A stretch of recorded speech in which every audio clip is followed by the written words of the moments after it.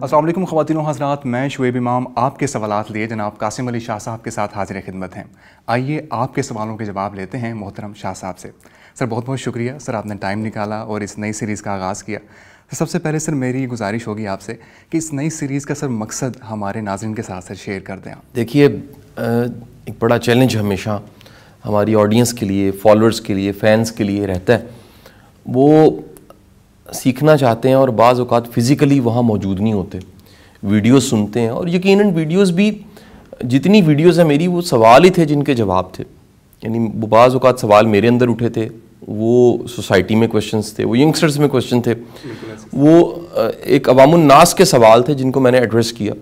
یہاں جب آپ ایک سماج کو ڈیبیٹ دیتے ہیں، مکالمہ دیتے ہیں اور بات چیت دیتے ہیں، تو وہاں سے نئے سوال جنم لے لیتے ہیں۔ یہ بعض چیزیں ایسی ہوتی ہیں جن کو آپ نے ایڈریس نہیں کیا ہوتا۔ تو میری یہ کوشش تھی کہ جیسے پہلے آپ نے ایک دفعہ ریکارڈ کیا، تو ایک سیریز کی شکل میں کچھ چیزیں ریکارڈ کی جائیں، اور آپ نے جب اس کمپین کو سوشل میڈیا پہ پوسٹ کیا تو میرا خیال ہے سینکڑوں سوال آئے ہمارے پاس۔ ان سینکڑوں سوالوں کو ہم ایڈریس کرنا شروع کریں۔ جو ینگسٹرز مجھ سے پوچھنا چاہتے ہیں، میں ان کی رہنمائی کر سکتا ہوں، میں ان کو گائیڈ کر سکتا ہوں۔ ڈیفینیٹلی سر سینکڑوں سوال ہمیں موصول ہوئے، جن میں سے ہم نے کچھ چنے ہیں اور باقی ہم اگلی آنے والی ویڈیوز میں ہم آپ سے کریں گے۔ سر زین العابدین صاحب پوچھتے ہیں کہ فائنینشیل فریڈم کیسے حاصل کریں؟ اچھا، یہ بڑا ایک میچور کویشچن ہے، اس لیے کہ فائنینشیل فریڈم کی بجائے ہم کہیں نہ کہیں امیر ہونا چاہتے ہیں، اور امیر ہونے یا اپنی غربت کو ختم کرنے کی وش جب بنا لیتے ہیں، گول بنا لیتے ہیں، اور ہم اپنی غربت کو ختم کرنے کی جب تگودو شروع کرتے ہیں، تو کہیں نہ کہیں خدشہ یہ ہوتا ہے، بلکہ ہو جاتا ہے کہ ہمیں پیسے کمانے کا خپت مل جاتا ہے۔ یہ بڑی دنیا کے ساتھ ہے، وہ بجائے فائنینشیل فریڈم پہ جاتی اور پیسفل لائف پہ کہیں سیٹسفائی ہو کے زندگی سکون سے گزارتی، وہ پیسے کمانے کے خپت کا شکار ہوگی۔ اچھا، اب ہوتا کیا ہے کہ جیسے ہی آپ پیسے کمانے کے خپت کا شکار ہیں اور آپ خوشحال بھی ہیں ایک ہی وقت میں، یعنی خوشحالی بھی ہے اور آپ میں پیسے کمانے کا خپت اور لالچ بہت زیادہ پایا جاتا ہے، آپ زندگی کو کبھی انجوائے نہیں کر سکتے، کیونکہ آپ نے چیزوں کو پکڑنے کی عادت ڈال لی ہے۔ آپ پیسے کو ہولڈ کرنا چاہتے ہیں، مال کو ہولڈ کرنا چاہتے ہیں۔ جب تک آپ اپنے مال کو، پیسے کو اپنا غلام نہیں بنائیں گے، یہ آپ کا حاکم بنا رہے گا۔ یہ بڑا اہم جملہ، یعنی آپ اپنے مال کو غلام بنائیں۔ دیکھیں، پیسہ بڑا بہترین سرونٹ ہے، اس سے جو چیز، جو کام چاہیں آپ کروا سکتے ہیں، لیکن اگر آپ اسے اپنا غلام نہیں بناتے تو یہ آپ کا حاکم بنتا ہے اور آپ پہ حکومت کرنے لگ پڑتا ہے۔ پھر آپ کا دماغ، آپ کا دل، ہر چیز، ہر وقت صرف پیسہ آپ سوچتے ہیں۔ فائنینشیل فریڈم کا، یا کہہ لیجئے، میں اسے ایک نئے کانسیپٹ سے متعارف اگر لوگوں کو کرواؤں، دنیا بات کر رہی ہے ریٹائرمنٹ ایٹ 40، 40 کی عمر پہ ریٹائر ہو جانا چاہیے۔ میں خود اس فلسفے کا قائل ہوں، اور میں نے بڑی بھرپور کوشش کی ہے کہ میں ریٹائرمنٹ ایٹ 40 پہ آ گیا، 40 پہ، اور اسے اچیو کر دوں، کافی حد تک اچیو بھی کر دیا۔ مطلب اس کا یہ ہے کہ آپ اپنی زندگی میں کچھ پیسو سورسز کریٹ کریں۔ اگر ایکٹیو سورسز کا مطلب ہوتا ہے منی کے، ایکٹیو سورسز وہ ہیں جن پہ آپ کام کریں تو پیسے آتے ہیں۔ اگر آپ کی زندگی میں کوئی بڑا مشن ہے، بڑی کاز ہے، اور بڑا کوئی ایم آپ کی لائف میں ہے، تو آپ اگر مال کمانے کی فکروں کا ہی شکار رہیں تو مال کمانے کی فکریں آپ کی کریٹیوٹی کو ڈیمیج کرتی ہیں، آپ کے نئے کام کو خراب کرتی ہیں، آپ کا سارا جو کہہ لیجیے انوویٹو ورک ہے وہ ڈسٹرب ہوتا ہے۔ اسی لیے کہیں نہ کہیں دنیا کے تمام ادیب، شاعر، تھنک ٹینک، بڑے نام، اسٹیٹ یا پھر اس طبقے کے خوشحال لوگ ان کا وظیفہ لگا دیتے ہیں۔ ماضی میں میں نام نہیں لیتا، کہیں لوگ اس کو معیوب نہ سمجھیں، بڑے بڑے نام ایسے ہیں جن کے وظیفے اسٹیٹ نے لگائے ہوئے تھے۔ اسٹیٹ وظیفہ کیوں لگاتی تھی؟ تاکہ وہ بندہ فکر معاش سے آزاد ہو کر کریٹیو کام کر سکے، کیونکہ اگر وہ 9 to 5 کا پابند رہتا ہے تو کریٹیوٹی 9 to 5 کی پابند نہیں ہے۔ ایک اچھا شعر، ایک اچھا آئیڈیا، ایک اچھی بات چیت، ایک اچھا نظریہ، ایک اچھا لٹریچر 24 گھنٹوں میں کسی بھی وقت پروڈیوس ہو سکتا ہے۔ دنیا کا کوئی بھی ادبی لٹریری بندہ وہ اگر نوکری کے ساتھ یعنی نوکری میں ادبی ہونا چاہے, یعنی اسے نوکری مل گئی ادبی ہونے کی, تو وہ لٹریچر پروڈیوس نہیں کر سکے گا. لٹریچر کی آمد کا کوئی وقت نہیں ہے. میرا بڑا پسندیدہ رائٹر ہے رسول حمزہ توف, اس کی کتاب ہے میرا داغستان, یہ فکشن ہاؤس نے اس کا ترجمہ کیا ہے, میرا داغستان کے نام سے چھپی رسول حمزہ توف. رسول حمزہ توف کہتا ہے کہ ایسا ممکن ہے کہ آپ کسی اور دنیا میں رہتے ہوئے کچھ پروڈیوس کر رہے ہوں اور باقی دنیا کسی اور جگہ ہو, یعنی آپ کے ارد گرد سب موجود ہیں اور آپ تنہائی کا شکار ہیں کیونکہ اندر کی دنیا میں تنہائی ہے. ایسا ممکن ہے کہ باہر اجاڑ ہے لیکن آپ تخلیقی حالت میں ہیں اور اس وقت آپ کریٹ کر رہے ہیں. دنیا کے بڑے بڑے لوگوں کے وظیفے لگا دیے جاتے ہیں. میں کہتا ہوں فائنینشیل فریڈم اچیو کرنے کے لیے 2-3 جو چھوٹی چھوٹی ٹپس ہیں, اصل اگر آ جاؤں اس بات کی طرف, ایک تو اپنے زندگی کے سفر کو وقت پہ شروع کرنا چاہیے. ہمارے زیادہ تر ینگسٹرز وہ ذمہ داریاں دیر سے قبول کرتے ہیں, بڑا وقت گزر چکا ہوتا ہے, وہ کہتے ہیں جی ہم تب کمائیں گے جب ذرا 25-30 سال کے ہو جائیں گے. آپ کو بڑی دنیا میں کہتے ہیں جی ہم ذرا پاؤں پہ تو کھڑے ہو جائیں پھر شادی کر لیتے ہیں. آج کل شادیوں کا ٹرینڈ اب دیکھیں 30-35 سال کی عمر کے بعد لوگ شادیاں کرنے لگ پڑے. اس کی وجہ یہ ہے کہ وہ فائنینشلی ذرا بہتر نہیں ہوتے. میرا کہنا یہ ہے, میری نصیحت یہ ہے, ایڈوائز یہ کہ ہمیں اپنے بچوں کو بڑی ینگ ایج میں کچھ نہ کچھ ذمہ داریاں ضرور دینی چاہیے. وہ انٹرنشپ کی شکل میں ہو, وہ کوئی پارٹ ٹائم جاب کی شکل میں ہو, وہ کسی نہ کسی اسائنمنٹ, ٹیوشن پڑھانا ہو, کوچنگ ہو, کوئی کنٹینٹ پروڈیوس کرنا ہو, کوئی یوٹیوب چینل چلانا ہو, کوئی اسکرپٹ لکھنا ہو, کوئی ایسی جاب, کوئی ایسا کام جس سے کہیں نہ کہیں ان کے پاس فائنینشیل لٹریسی ہے, ان کا فائنینشیل علم بڑھے. جس کو رچ ڈیڈ پور ڈیڈ لکھنے والا رابرٹ کیوساکی کہتا ہے کہ جی ہم لوگ تعلیم دے دیتے ہیں لیکن بچوں کو فائنینشیل لٹریسی نہیں دیتے. اس وجہ سے بڑے پڑھے لکھے لوگ بھی خوشحال نہیں ہیں, بلکہ وہ مائنڈ کرتے ہیں اس بات کو کہ آپ اس طرح کیوں کہہ رہے ہیں, دراصل ان کے پاس فائنینشیل لٹریسی نہیں ہوتی. تو ہمیں اپنے بچوں کو بڑی ینگ ایج میں, کہیں ٹین ایج میں, انہیں تھوڑا بہت فائنینشیلی لٹریٹ کرنا چاہیے, انہیں چھوٹے چھوٹے کاروبار کے تجربے کروانے چاہیے, ان کو غلطیوں کی بھرپور گنجائش دینی چاہیے, اور سب سے بڑھ کے جو آخری بات کروں کہ آپ کو کچھ ٹارگٹس گولز بنا کے اچیو کر لینے چاہیے کہ بھائی 30 کی ایج تک میں نے یہ ٹارگٹس اچیو کر لینے ہیں. ممکن ہے گھر کا ہو, گاڑی کا ہو, ذمہ داریوں کا ہو. آپ کے گولز ہونے چاہیے کہ میں نے اپنی مناسب عمر میں اپنے بہن بھائیوں کو سیٹل کروا دینا. آپ کے گولز ہونے چاہیے کہ میں نے اس سوسائٹی میں پے بیک کرنا ہے. یہ پے بیک والی حالت بڑی ضروری ہے. جب تک آپ پے بیک نہیں کرتے آپ بڑے اندر سے بڑے نہیں ہوتے. ڈیفینیٹلی سر. سر اگلے سوال کی طرف آتے ہیں. سر احسن جاوید صاحب سوال کرتے ہیں, ازدواجی زندگی میں انسیکیورٹیز کو کیسے ختم کیا جائے؟ دیکھیے یہ سوال بھی ہے اور ایک تھوڑا سا ایک کہہ لیجئے ایمبیگوٹی بھی پیدا کر رہا ہے. ازدواجی زندگی میں انسیکیورٹیز ہر اس شخص کی زندگی میں ہوں گی جو اپنے حقوق ادا نہیں کر رہا. ازدواجی زندگی کہیں نہ کہیں آپ کی میرٹل لائف کچھ رسپانسبلٹیز دیتی ہے آپ کو. اگر وہ ذمہ داریاں آپ پوری نہیں کر رہے تو پھر ذمہ داریاں پوری نہ کرنے کی وجہ سے آپ میں خوف اور خدشے پیدا ہوتے ہیں. یہ ہو نہیں سکتا کہ آپ نے اپنا کام اسائنمنٹ پوری کی ہوئی ہے اور آپ ڈرے ہوئے ہیں, یہ نہیں ہو سکتا. بالکل جیسے کسی نے ہوم ورک کیا ہوا ہے اور وہ رات کو نیند لے گا, سکون کی نیند لے گا اور اگلے دن جا کے کاپی چیک کروائے گا. یہ جس نے تیاری کی ہے وہ امتحان سے نہیں گھبرائے گا. بالکل اسی طرح اگر میرٹل لائف میں کچھ پرچوں کی بات کر دیتا ہوں, 3 4 5 اگر آپ نے پورے کیے ہوئے تو پھر آپ کے اندر انسیکیورٹیز نہیں ہوں گی.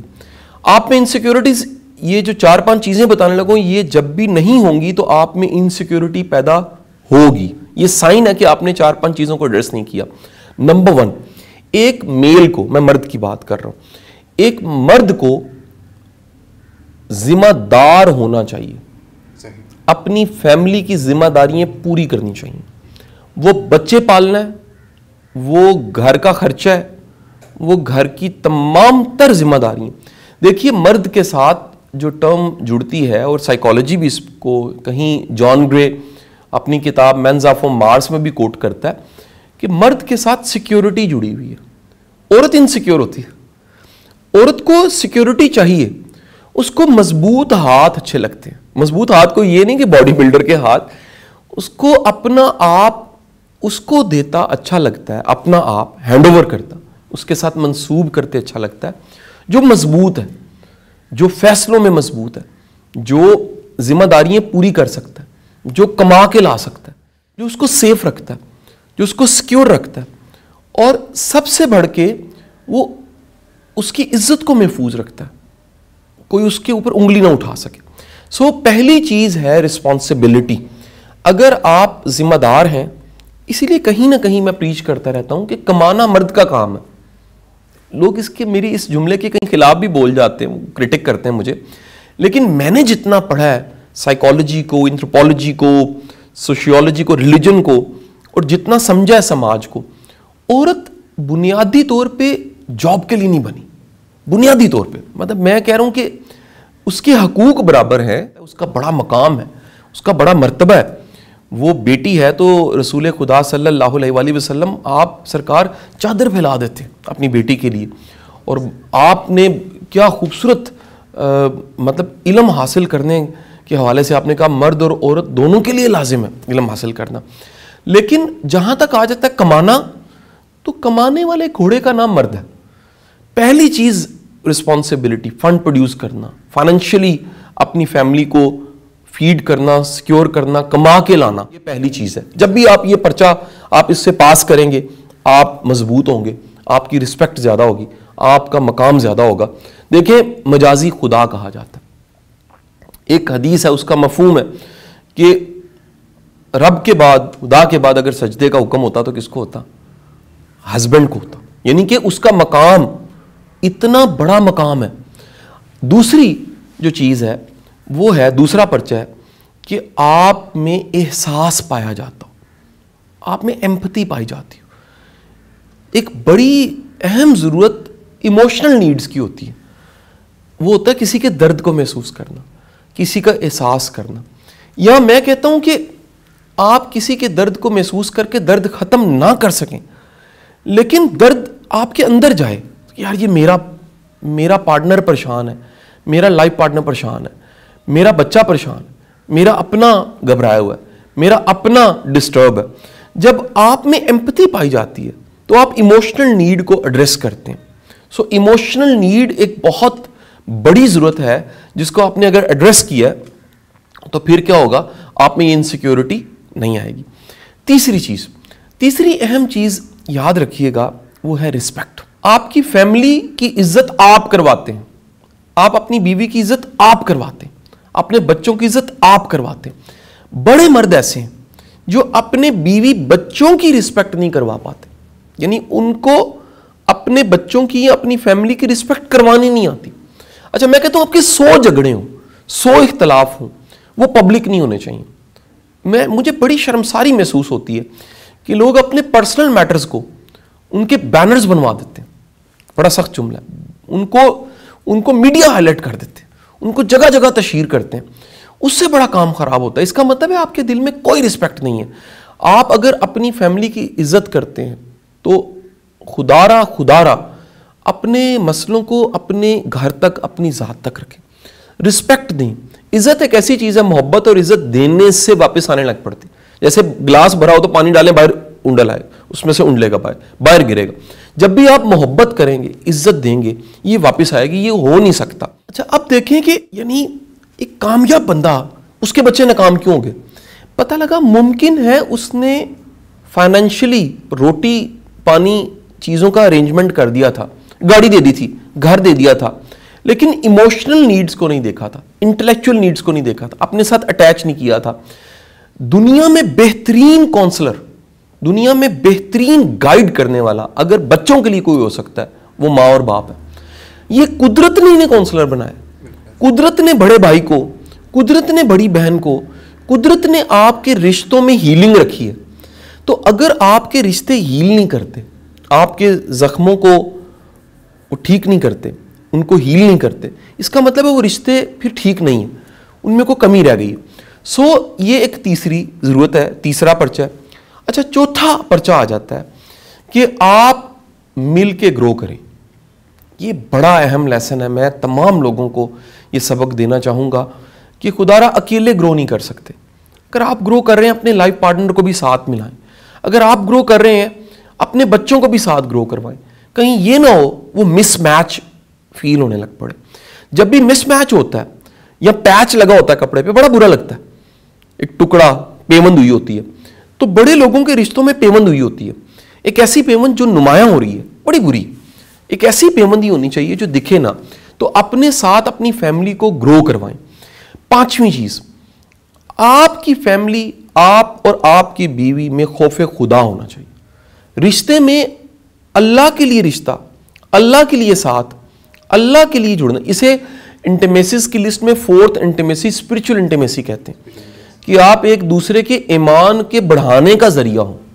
آپ ایک دوسرے کو مشکل وقت میں کہیں یار ہمارا رب ہمارا سہارا ہے, آپ ایک دوسرے کو گائیڈ کر سکیں, آپ ایک دوسرے کے کندھے پہ ہاتھ رکھ کے تھپکی دے سکیں. تو یہ 5 ضرورتیں بڑی بنیادی ضرورتیں. اگر کوئی بھی مرد یہ 5 ضرورتوں کو پورا کر رہا ہے تو میرا ماننا اس کے پاس انسیکیورٹی رشتے کے حوالے سے کبھی نہیں ہو. صحیح سر, اگلے سوال کی طرف جاتے ہیں. سر مرزا علی حسین صاحب پوچھتے ہیں, کافی سارے لوگوں کا یہ سوال تھا کہ قاسم علی شاہ جیسا کانفیڈنس کیسے پیدا کریں. دیکھیں, اعتماد کوئی پیدائشی چیز نہیں ہے. ایسا نہیں ہو سکتا کہ کوئی ماں کے پیٹ سے اعتماد لے کر آیا. ہمارے اندر کچھ ٹیلنٹ پیدائشی ہوتے ہیں جو چھپے پڑے ہوتے ہیں, ایک دم تو وہ بھی ظاہر نہیں ہوتے. وقت حالات کے ساتھ ساتھ وہ مخفی, وہ لیٹنٹ ٹیلنٹ نکھرتے ہیں, کھلتے ہیں, باہر آ جاتے ہیں. لیکن آپ کانفیڈنٹ انہی کاموں میں ہوتے ہیں جن کو آپ بار بار کرتے ہیں. آپ کانفیڈنٹ انہی کاموں میں ہوتے ہیں جن کی آپ نے پریکٹس کی ہوتی ہے. آپ کانفیڈنٹ انہی کاموں میں ہوتے ہیں جن کاموں کو آپ اچھے سے جانتے ہیں, بھلے سے جانتے ہیں. اگر میں یہ کیمراز کے سامنے بول رہا ہوں, آپ سے بات چیت کر رہا ہوں, آپ کے سوالوں کے جواب دے رہا ہوں, بلکہ میں آپ کو انکریج کرتا ہوں کہ آپ سوال مجھے نہ بتایا کرو. بالکل ایسے یہ اتنا نیچرل رہے جیسے کلاس میں ہوتا ہے کہ مجھے سوال آتے ہیں تو وہ مجھے نہیں پتا ہوتا سوال کیا ہے, اور لازم نہیں, میرے پاس دعویٰ نہیں ہے میں سب سوالوں کے جواب دے سکتا ہوں. میں ان سوالوں کے جواب میں اپنے اوپینینز دے رہا ہوں. حتمی جواب کسی کا بھی نہیں ہو سکتا. ہم انسان ہیں اور لکھنے پڑھنے بولنے والے لوگ ہیں, ہم میں 100 خامی ہیں, کمی ہے, لا علمی ہے, کم علمی ہے. ہم اپنے اوپینینز دے سکتے ہیں. اللہ اگر انہیں قبولیت کا شرف دیتا ہے وہ زبان زد عام ہو جاتے ہیں, وہ بارڈر لیس پھیل جاتے ہیں. نہیں تو بڑے بڑے پڑھے لکھے لوگ, یہ جب ہم نے کرونا کے کرائسس میں ویڈیوز ریکارڈ, پازیٹیوٹی کی ویڈیوز ریکارڈ کروانا شروع کی, کئیوں نے کی, میں بڑے بڑے عالموں کو دیکھتا ہوں, بڑے بڑے فاضل لوگوں کو دیکھتا ہوں, ان کی ویڈیو کو دیکھتا ہی نہیں, ان کی بات کو سنتا ہی نہیں. سو یہ میرا کمال نہیں ہے, یہ کوئی اللہ کا کرم ہے, یہ اذن ہے. بندہ بول سکتا ہے, لکھ سکتا ہے, دلوں میں ڈالنے کا اذن, حکم اللہ دیتا ہے. تو اللہ لوگوں کے دلوں میں محبت ڈال دیتا ہے, لوگ سن لیتے ہیں. سو اعتماد آتا ہے پریکٹس سے, اعتماد آتا ہے جاننے سے, اعتماد آتا ہے بار بار کرنے سے.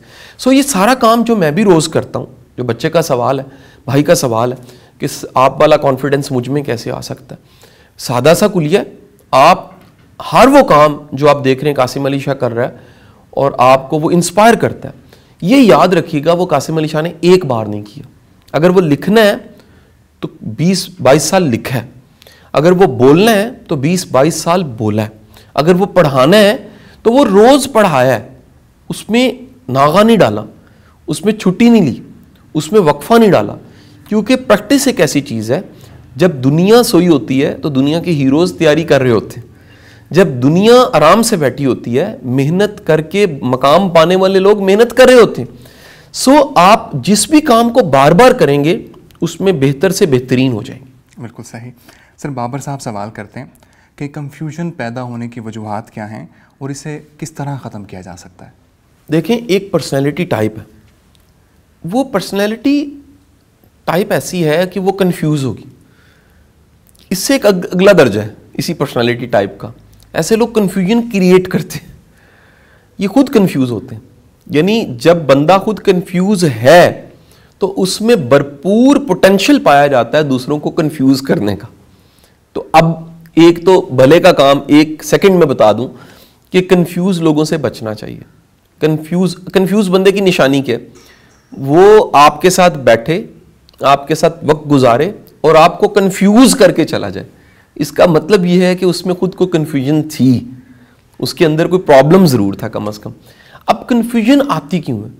کنفیوژن تب آتی ہے جب بندے میں لا علمی ہوتی ہے اور بڑا کم علم ہوتا ہے۔ کنفیوژن سطحی علم رکھنے والے لوگوں کے پاس آتی ہے۔ میں نے بڑے لوگوں کو ریلیجن کے حوالے سے کنفیوز دیکھا۔ میں نے جب بھی ایسے لوگوں کو ڈگ ڈاؤن کھودا ہے، تلاش کیا، ڈھونڈا ان کے اندر، ایک بڑی لا علمی ان میں پائی جاتی ہے۔ انہوں نے قرآن کو نہیں پڑھا ہوتا، انہوں نے سمجھا نہیں ہوتا، انہوں نے حدیث کو سمجھا نہیں ہوتا، انہوں نے قرآن کے میسج کو سمجھا نہیں ہوتا، انہوں نے مضامین قرآن کو سمجھا نہیں ہوتا، انہوں نے احادیث کا بغور مطالعہ نہیں کیا ہوتا۔ تو جب بھی آپ نے سطحی پڑھا ہے کسی چیز کو، سطحی جانا ہے، تو آپ کنفیوز ہیں۔ یہ ریلیجن تک نہیں ہے، دنیا کا ہر مضمون جس کو آپ نے سطحی جانا یا نہ جانا یا کم جانا، آپ اس میں کنفیوز ہوں گے۔ میں ایسے لوگوں کو دیکھتا ہوں جو مقرر بننے کی کوشش کرتے ہیں، وہ میڈیا پہ اینالسٹ بننے کی کوشش کرتے ہیں، وہ ویڈیو ریکارڈ کر کے، ان کی تمنا کہیں نہ کہیں ہوتی ہے کہ بڑی دنیا اسے سنے، لیکن آپ انہیں سنتے ہیں تو کنفیوژن کے علاوہ اور سطحی علم کے علاوہ کچھ نہیں ہوتا۔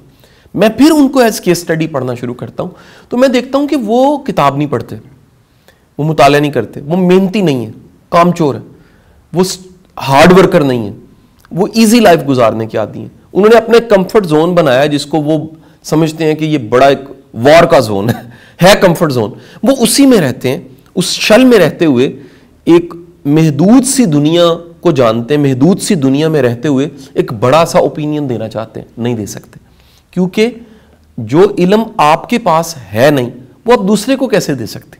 آپ نے خود نہیں سمجھا، آپ دوسرے کو کیسے سمجھا سکتے؟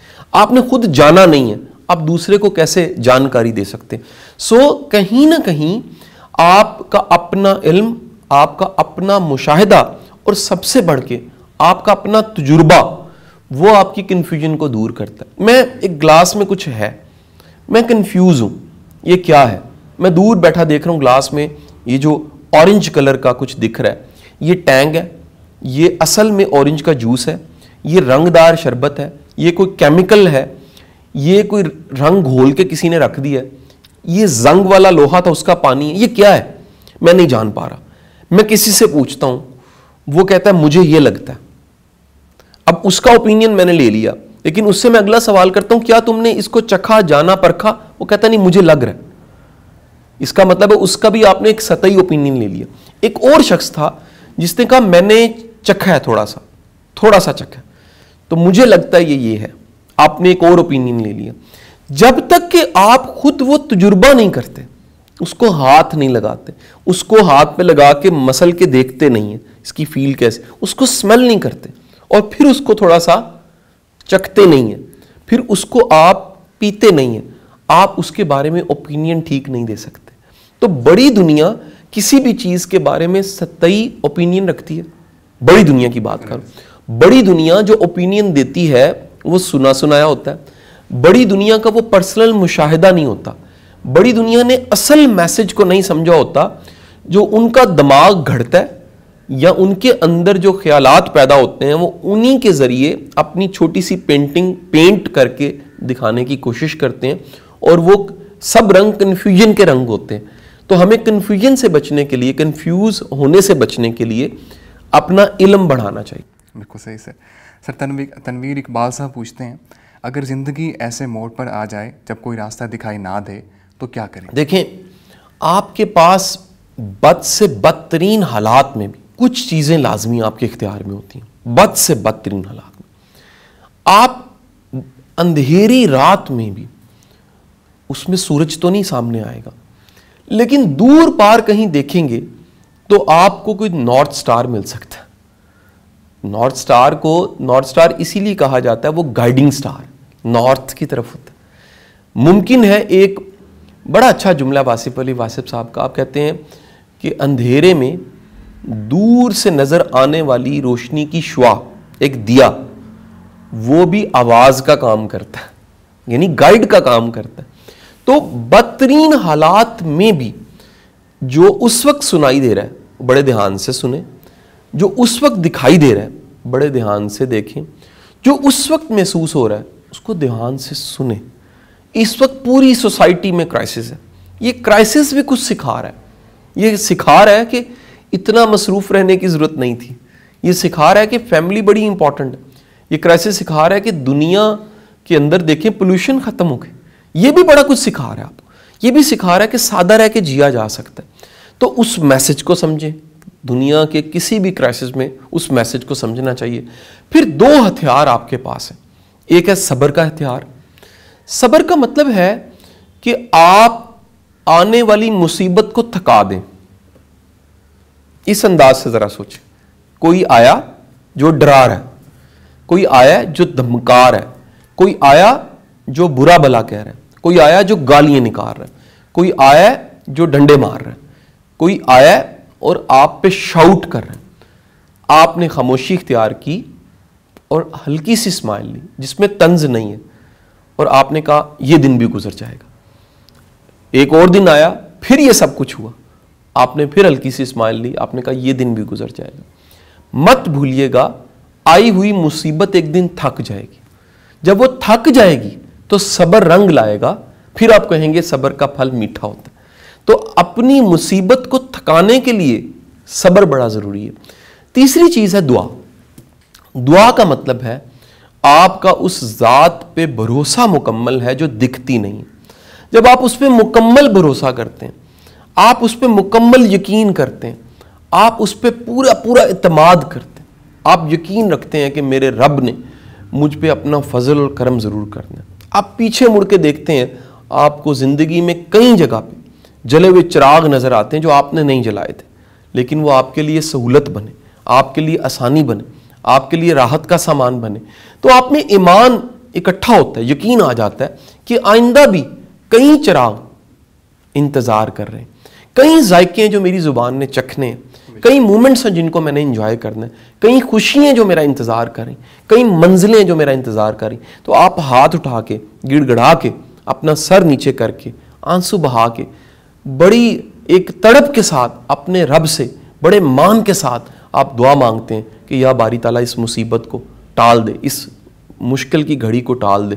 سو کیا ہوتا ہے, حالات بہتر ہونے لگ پڑتے ہیں. سر بہت بہت شکریہ سر, آپ نے تمام تر سوالات کے جواب دیے. میں امید کرتا ہوں آپ کے اپنے سوالوں کے جواب ملے ہوں گے. انشاءاللہ تعالیٰ ملاقات ہوتی ہے اگلی ویڈیو میں.